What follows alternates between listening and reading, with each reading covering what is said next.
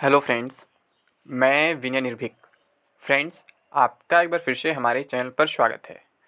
तो friends, group D vacancy अभी और लटक सकता है। जी हाँ फ्रेंड्स, ग्रुप डी वैकेंसी अभी और लटक सकता है। इलेक्शन इफेक्ट, जी हाँ फ्रेंड्स, ये सब कुछ इलेक्शन का ही इफेक्ट है। जैसा कि मैं आपको शुरू से ही कह रहा था कि आपका जो ग्रुप डी एग्ज़ाम है वो जुलाई से पहले संभव नहीं है। ठीक है, ये बात मैं आप लोगों को कई बार बताया था। मैं बोला भी था कि अगर उससे हम बहुत पहले कह लें जून हो सकता है, ठीक है, लेकिन उसकी पॉसिबिलिटी बहुत कम है। मैं जुलाई वाली डेट पे कई बार आपको बताया था कि जुलाई से आपका एग्ज़ाम हो सकता है, और वहाँ भी कंफर्म नहीं है, उससे भी अधिक लेट हो सकता है। ये बात मैं आपको कई बार रिपीट कर चुका हूँ।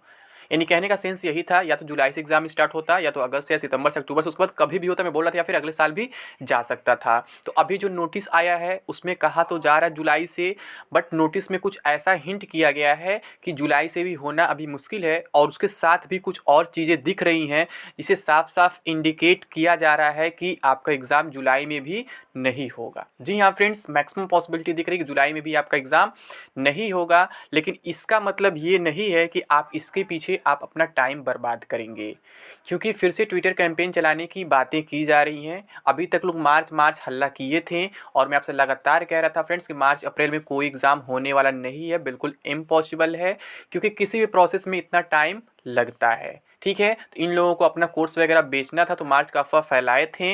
अब इन लोग का धंधा बंद हो चुका है। अब जब रेलवे खुद बोल दिया कि जुलाई से पहले हम एग्ज़ाम नहीं कराएंगे, तो अब ये लोग क्या कहेंगे, ज़बरदस्ती करेंगे कि हम एक महीने में एग्ज़ाम करवाना चाहते हैं, अप्रैल में करवाना चाहते हैं, ये चाहते हैं, वो चाहते हैं। जबकि आप जानते हैं ट्विटर से कभी कुछ नहीं होता है। ट्विटर क्या, आप यहाँ पे फिजिकल प्रोटेस्ट भी कर लेंगे तो भी ये पॉसिबल नहीं है, क्योंकि किसी भी प्रोसेस में टाइम लगता है। तो अप्रैल का सपना देखना छोड़ दीजिए, बिल्कुल इम्पॉसिबल चीज़ें हैं, जिसके बारे में आपसे लगातार कह रहा था। क्योंकि कुछ यूट्यूबर्स अब आएंगे, क्योंकि उन्हें अब टॉपिक नहीं मिलेंगे वीडियो बनाने के लिए कि किस टॉपिक पर वीडियो बनाएं, तो आप लोग को फिर से एक बार वो गुमराह करेंगे, डाइवर्ट करेंगे ट्विटर कैंपेन के लिए कि चलो हम ट्विटर कैंपेन चलाते हैं, एक महीने में एग्जाम हो जाए, जुलाई में अप्रैल में एग्जाम स्टार्ट हो जाए, ये हो जाए, वो हो जाए, जो कहीं से भी पॉसिबल नहीं है। आप खुद प्रैक्टिकली सोचेंगे, जब सारा प्रोसेस फिर से स्टार्ट होगा तो कहाँ से कुछ हो पाएगा। ठीक है, आप लोग के मन में अभी एक भी सवाल चल रहा है, एक और सवाल चल रहा है, मतलब कि एजेंसी कौन सी रहेगी, इस पर कोई अपडेट उसमें नहीं दिया गया है। तो एजेंसी भी फ्रेंड्स अब कंफर्म हो चुका है, अब बहुत ज़्यादा सोचने की ज़रूरत नहीं है, वो समझिए नोटिस में ही इनडायरेक्टली मेंशन्ड है। और अगर आपको मेरा पुराना वीडियो याद होगा तो मैं आपसे एक ही बात कहा था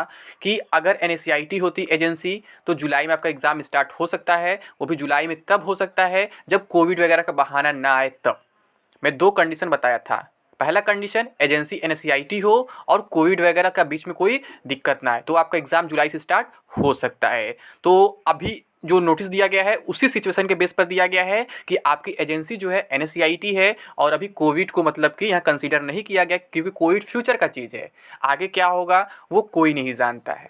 ठीक है, लेकिन अभी प्रेजेंट में जो आपका नोटिस आया है वो NSCIT के लिए ही आया है, आपका एग्ज़ाम NSCIT ही कराएगा। ठीक है, इसके अकॉर्डिंग नोटिस है, उसमें साफ साफ लिखा भी है कि बहुत से लंबे प्रोसेस करने हैं ECA को, तो इसमें टाइम लग सकता है। उसमें लिखा हम प्रयास करेंगे कि जुलाई से एग्जाम स्टार्ट हो जाए, क्योंकि वो भी जानते हैं इसके आगे बहुत सारी प्रॉब्लम्स अभी आने वाली हैं। आप NTPC का वीडियो मेरा देखे होंगे कल रात वाला, मैं दोनों वीडियो कल ही रात में लाने वाला था, एक 8 बजे 9 बजे, बट नहीं आ पाया। 8 बजे वाला वीडियो खुद 8:45 हो गया, तो फिर जो रात वाला वीडियो था 9 बजे ग्रुप डी वाला, वो मैं सुबह 9 बजे लेकर के आ रहा हूँ। ठीक है, तो उसमें भी मैं कुछ बताया था, कुछ प्रॉब्लम्स वहाँ भी हैं, क्योंकि रेलवे जानबूझकर भर्तियों को फंसा रहा है, क्योंकि इलेक्शंस ओवर हो चुके हैं। अब क्या है, रेलवे को आपकी ज़रूरत नहीं है, या फिर पूरे गवर्नमेंट को आपकी ज़रूरत है। जब कहीं इलेक्शन आएगा तो एक बार फिर से आपको डाइवर्ट किया जाएगा। जैसे ये यूट्यूबर्स आपको गुमराह करते, डाइवर्ट करते किसी बात पर, तो वैसे गवर्नमेंट करती है, वैसे पॉलिटिशियंस करते हैं। तो अभी उनको आपकी ज़रूरत नहीं है। आप कितना भी चिल्लाएंगे, कुछ भी करेंगे, वो आपकी बात आप सुनने वाले नहीं हैं। जो अब कमेटी रिपोर्ट बैठी थी केवल इलेक्शन की वजह से बैठी थी, केवल आपका बात केवल इलेक्शन की ही वजह से माना गया है, बट वहाँ पे आप देखेंगे बहुत सारी ऐसी बातें हैं जो आपको गुमराह करने वाली केवल है। आपकी बातों को डायरेक्टली नहीं माना गया है, इनडायरेक्टली माना गया है, और उससे आपको बहुत ज़्यादा फायदा होने वाला नहीं है। ठीक है, तो ऐसी कुछ बातें पहले देख लेते हैं नोटिस में क्या क्या है, क्योंकि मैं आपको बताया था कि नोटिस में क्या क्या कन्फ्यूज़न क्रिएट हो रहा है, जिसको लेकर के आप लोग परेशान हैं। ठीक है, तो यहाँ पे हम देखते हैं, हाँ, RRC CN लिखा हुआ है। CN RRC 01 2019 level 1 will be a single stage exam, there will be no second stage CBT। तो फ्रेंड्स, ये तो मैं कन्फर्मली आपको पहले ही बता दिया था, जब कमेटी रिपोर्ट अभी सौंपा नहीं गया था तभी, कि फ्रेंड्स आपका सेकंड स्टेज CBT हट चुका है। ठीक है, मैं 2-3 बातें कन्फर्मली बता दिया था कि NTPC का रिवाइज रिजल्ट 100% आएगा, CBT 2 जो है 100% हट चुका है ग्रुप डी से, इसमें कोई डाउट नहीं है। आगे क्या लिखा हुआ है, RRC wise CBT will be held for level 1 Also, maximum available capacity is recommended to be used to significantly reduce the number of shifts involved for each RRC and no speed up the examination and to speed up the examination process. कहा जा रहा है कि RRC wise CBT कराया जाएगा level 1 का, और कह रहा है कि मैक्सिमम कैपेसिटी रखने का प्रयास किया जाएगा, ठीक है, किसी भी सेंटर पर, ताकि क्या हो, नंबर ऑफ शिफ्ट कम हो सके, जिससे क्या हो, एग्जाम जो है फास्टली हो सके।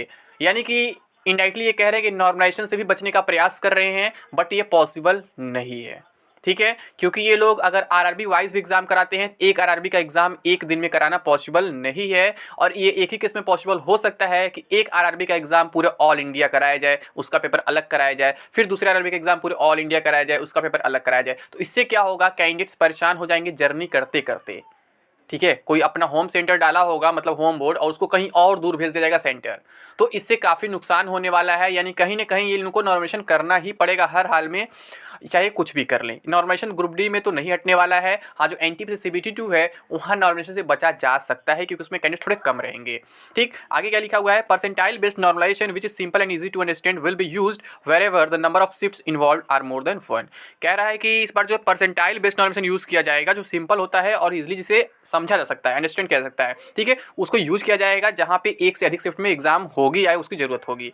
अब कह रहे हैं जो medical standards as prescribed in Indian railway medical manual IRMM will be use for different post of level 1। तो यहाँ पे ये बात मेंशन नहीं किया गया है फ्रेंड्स डायरेक्टली कि आपका मेडिकल स्टैंडर्ड वापस किया गया है कि नहीं किया गया है, क्योंकि इसमें केवल यही लिखा है कि जो इंडियन रेलवे मेडिकल मैनुअल में है, यानी IRMM में है, उसी को यूज किया जाएगा। अब एक बार हमको चेक करना पड़ेगा कि IRMM में क्या है, वही पुराना स्टैंडर्ड है या फिर उसको अपडेट किया गया है, फिर से इनहेंस किया गया है मेडिकल स्टैंडर्ड को, तो वहाँ से कंफर्म हो पाएगा कि आपका मेडिकल स्टैंडर्ड वापस हुआ है कि नहीं हुआ है। यानी कि मेडिकल स्टैंडर्ड मुझे एक अलग से वीडियो लाकर देना पड़ेगा आप लोग को, पूरा वेरीफाई करने के बाद, पूरा एनालिसिस करने के बाद कि इसका मतलब क्या है, आखिर क्या IRMM में ही मतलब मेडिकल स्टैंडर्ड अपडेट कर दिया गया है या फिर IRMM में अभी अपडेट नहीं किया गया था, ये लोग अलग से बोल दिए थे कि मेडिकल स्टैंडर्ड रेज कर रहे हैं। तो ये हम कंफर्म कर लेंगे फ्रेंड्स, तभी आपको अपडेट देंगे। अभी इस पर हम कुछ नहीं कह सकते हैं कि मेडिकल स्टैंडर्ड को वापस लिया गया है कि नहीं लिया गया है, ठीक है। आगे क्या लिखा हुआ है, any available income and asset certificate for candidates who have applied under economically weaker section EWS will be considered as valid. तो फ्रेंड्स इसके बारे में तो मैं पिछले 2 साल से लगातार चिल्ला चिल्ला के कह रहा था कि भैया आपके पास सर्टिफिकेट हो चाहे ना हो, आप EWS टिक कर दो, EWS टिक कर दो। बट बहुत से लोग मेरी बातों पर ध्यान नहीं दिए, उन्हें लगा मैं गलत इन्फॉर्मेशन दे रहा था। मैं लगातार कहता रहा EWS टिक कर दो, सर्टिफिकेट का कोई इशू नहीं होता रेलवे में।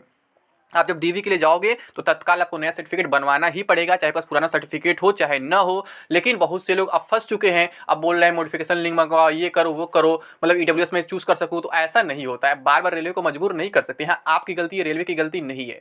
आप जब नोटिफिकेशन नहीं पढ़ोगे, नहीं समझोगे, तो इसमें किसकी गलती है? आपको किसी से कंसल्ट करना चाहिए कि मुझे क्या करना है क्या नहीं करना है। अब EWS के लिए फिर से मॉडिफिकेशन लिंक मिले, मुझे कोई उम्मीद नहीं दिखता है ऐसा, ठीक है। या फिर इसके लिए आप लोग प्रयास कर सकते हैं, अगर फिजिकल प्रोटेस्ट करना हो फिर ईमेल वगैरह करना कर सकते हैं, या फिर ट्विटर कैंपेन कराना है तो वो भी करा लो, जैसे कुछ होता नहीं है, ठीक है, मुझे उससे मतलब नहीं है। लेकिन फ्रेंड्स अब मतलब अब बहुत ज़्यादा रेलवे को परेशान करने का कोई मतलब नहीं है, आपकी गलती है, रेलवे की गलती नहीं है, ठीक है। अब शेड्यूल वगैरह दिया हुआ है तो हम ग्रुप डी से स्टार्ट करेंगे। यहाँ पे लिखा हुआ है कि it has been decided to follow revise methodology with special condition for conduct of CBT for level 1 due to elimination of second stage CBT। कह रहा है कि एक अलग मेथोडोलॉजी यूज़ किया गया है, वही मेथोडोलॉजी कि एक आरआरबी का हम कराएंगे, उसका कम से कम शिफ्ट में करने का प्रयास करेंगे ताकि नॉर्मलाइजेशन में ज़्यादा डिफरेंस ना दिखे, यानी कि ये लंबा खींचेंगे। आगे क्या लिखा हुआ है, this will involve mobilising of additional infrastructure and logistics to conduct CBT for level 1 with significant increase in per shift requirement. कह रहा है यहाँ पे क्या होगा, इसमें बहुत ज़्यादा इंफ्रास्ट्रक्चर की जरूरत होगी क्योंकि कैंडिडेट्स बहुत ज़्यादा हो जाएंगे एक शिफ्ट में।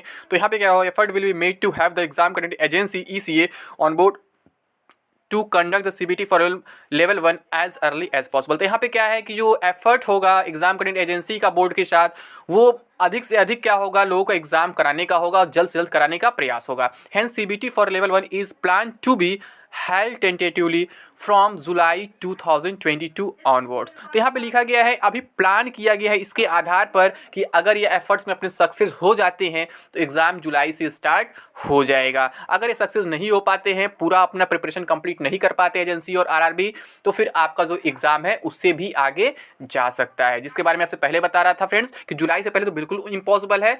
जुलाई के बाद कभी भी आपका एग्ज़ाम स्टार्ट हो सकता है, जुलाई में भी हो सकता है, अगस्त में, सितंबर में, कभी भी हो सकता है। और अभी बीच में देखना पड़ेगा कोविड का सिचुएशन क्या है, उसके अकॉर्डिंग ही कंफर्म हो पाएगा कि हाँ जुलाई में भी आपका एग्जाम होगा कि नहीं होगा। ठीक है फ्रेंड्स, तो उम्मीद करता हूँ आपके सारे डाउट्स क्लियर हो गए होंगे। तो अभी के लिए बस इतना ही। Thank you. जय हिंद, जय भारत।